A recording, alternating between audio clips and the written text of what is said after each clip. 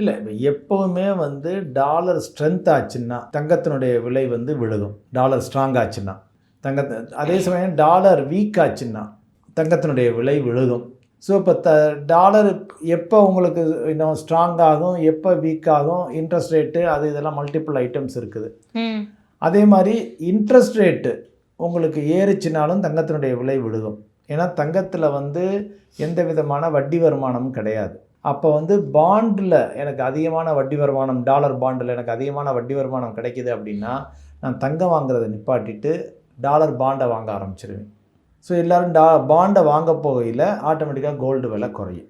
So இது வந்து எப்போ நடக்கும் அப்படிங்கிறது எக்ஸாக்டாக எனக்கு தெரியாது. ஆனால் இது வந்து எதை வச்சு யூஎஸ்னுடைய இன்ட்ரெஸ்ட் ரேட் ஏற்ற இறக்கங்களை வச்சு தான் இது வந்து நிகழும் யூஸ்வலாக. ஸோ இதுதான் அதுக்கு உண்டான ரிலேஷன்ஷிப்.